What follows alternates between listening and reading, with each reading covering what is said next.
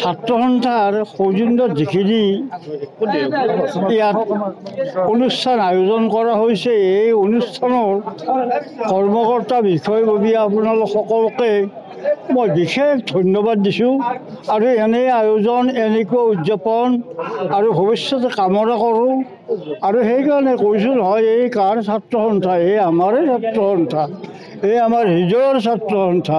মই আগতে কৈছোঁ, গতিকে মোৰ ভাষণত যিটো কথা কৈছোঁ সেইটোৱেই আপোনালোকে নাভাবিব।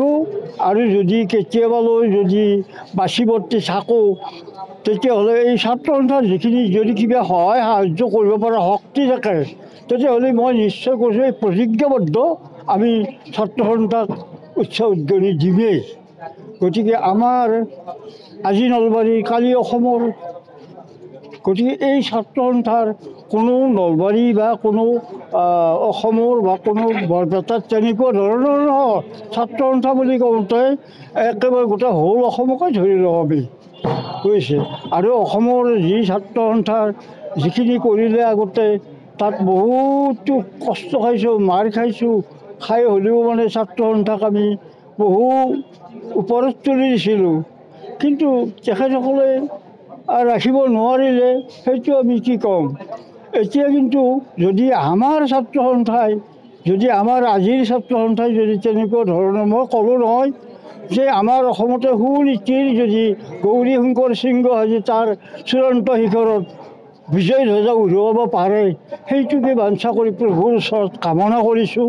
আপোনালোকৰ কল্যাণ সাধন কৰক প্ৰভু ভগৱন্তদেৱে। এই চৰকাৰী পেঞ্চন মই আজিও চৰকাৰৰ মৰমৰ পৰা বঞ্চিত। কাৰণ মই আজি চিন্তা কৰোঁ যে ৬২ বছৰ বয়সৰ যিবিলাক বা ৬২ৰ তলৰ বয়সৰ যিবিলাক, সেইবিলাকৰ শিল্পী পেঞ্চন পাইছে। কিন্তু মই আজি ৮২ বছৰ বয়সতো মই চৰকাৰৰ মৰমৰ পাত্ৰ হোৱা নাই, মই পোৱা নাই। সেইলৈ মই কিন্তু চৰকাৰকো কোনো দোষাৰোপ কৰা নাই বা মই নিজৰ ভাগ্যকে জীয়াই আছোঁ। বোধহয় মোৰ চৰকাৰক আপুনি কি আহ্বান জনায়?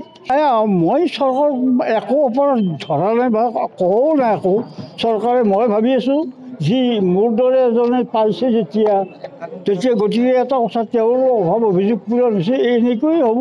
চৰকাৰে এইবাৰ মোক দিয়া নাই, হয়তো অহা বছৰ দিব, এই আশাৰে ৰৈ আছোঁ।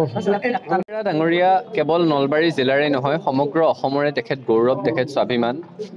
তেখেতে মৃত্যুবৰণ কৰাৰ পিছত আজিৰ তাৰিখটোতে প্ৰতি বছৰে ২০০৯ চনৰ পৰা সদৌ নলবাৰী জিলা ছাত্ৰ সন্থা আৰু নলবাৰী জিলা উন্নতি সভাই লোকসংগীতৰ একোগৰাকীকৈ সাধকক, লোক সংস্কৃতিৰ একোগৰাকীকৈ সাধকক মোহন ভাইৰা স্মাৰক বঁটা প্ৰদান কৰি আহিছে। আৰু এইবেলি নাগাৰা নামৰ এগৰাকী শিল্পী, যিয়ে উৰেটো জীৱন নাগাৰা নামৰ সাধনাত ব্ৰতী হৈ থাকিলে, নিজে নাগাৰা নাম লিখিছে, নিজে নাগাৰা নাম প্ৰদৰ্শন কৰিছিলে, পৰিৱেশন কৰিছিলে, বিজয় মেধি ডাঙৰীয়া, তেখেতক আজি মোহন ভাইৰা স্মাৰক বঁটা প্ৰদান কৰিছে।